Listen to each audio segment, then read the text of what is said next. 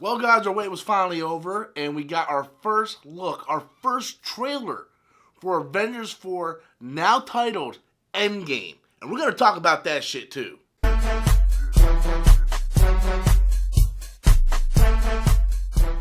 Hello everybody, welcome back to the channel once again. I'm Robert Storms. If you're finding me for the very first time, be sure to go ahead and click that subscribe button. That way you guys can stay up to date on all future content here on my channel. So let's talk about this trailer. Now, I did my trailer reaction, but now I kind of want to dive deep into it. I just want to dive like head deep into this thing and just kind of talk about some of the things. Like first, let's start off with the title, Endgame. I think everybody and their mom kind of thought it was going to be Endgame. I mean, I did like a couple videos talking about, oh, I think it's going to be Endgame. It's like Doctor Strange like really kind of emphasized Endgame. Like, this is the Endgame now.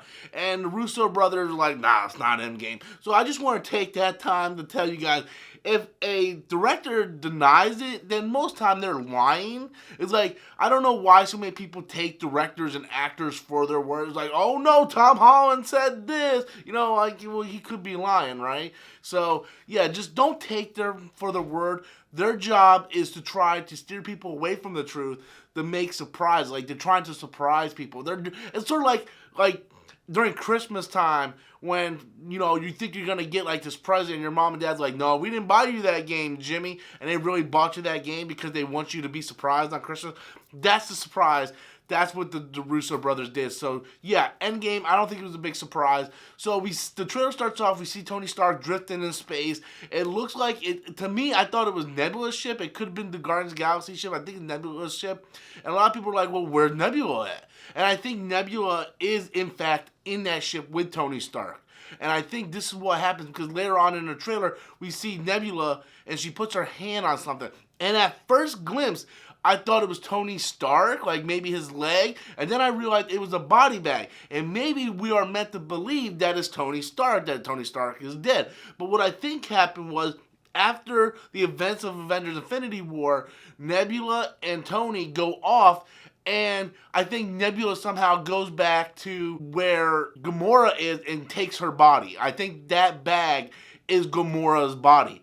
And I think somewhere along the line, they're running out of fuel and they're just drifting out there. So I kind of think like Nebula is on that ship with Tony, but this is just Tony's moment, try to say goodbye to Pepper, leave a message. And I thought originally that Captain Marvel would come save him. A lot of people pointed out, well, don't forget, we got Pepper with that rescue suit. I don't know how Pepper would get out there with a rescue suit. I have no idea, because there's no way Tony Stark suits can go out there. It's just, I don't know. I'm really curious to see how they will explain that. Another thing I noticed in this trailer was the fact that Thanos' arm still beat the shit. Now, I'm not sure if that Infinity Gauntlet will still work. I mean, maybe use so much power, because maybe they want to kind of like nerf it to where it's not so OP, so they can kind of like, you know, more explain like, well, yeah, maybe this time they'll take him out, because if he can just keep snapping for the rest of his life, I mean, that dude's just going to be walking down the street doing a little ditty, you know what I mean? Like, pop, pop, pop, pop, like just keep wiping off like 50% of, until there's like hardly anybody out there, right? Like a population of like 10. So yeah, really curious to see what's going on with that Infinity Gauntlet, if it's still worth a shit now. Also, we see Ronin and is Hawkeye, so it really explains like where the hell was Hawkeye?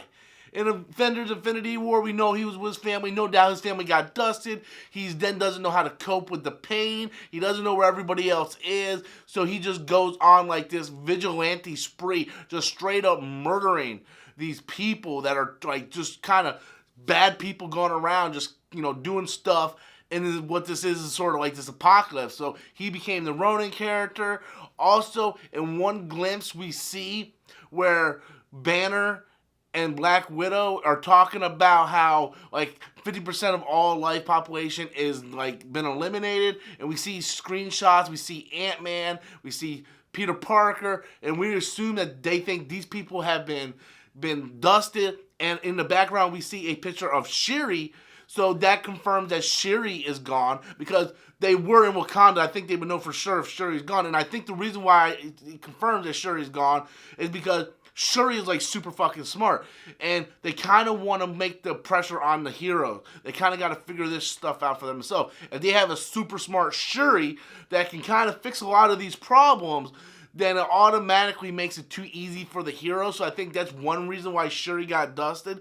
So the whole theory of Shuri taking over the mantle of Black Panther, I don't think that's gonna happen, unfortunately. Also, one thing that really made me happy is I noticed Captain America is wearing his suit from the Winter Soldier. And I love that suit. That is my favorite Captain America suit. Out of all the movies he's been in, that Winter Soldier suit is my favorite Cap suit. So I'm glad the Russo brothers gave him that suit. Plus, the Russo brothers' first movie in the MCU was the Winter Soldier, so I think it's very poetic. And then finally, we're going to end this video talking about Ant-Man, how he shows up at the Avengers base, and how did he get out of the quantum realm. That's what everybody's talking about. How did he get out of the quantum realm? That's going to be the big mystery for all of us, I think. That's going to be the question we're going to constantly ask ourselves, like, how did he get out of the quantum realm?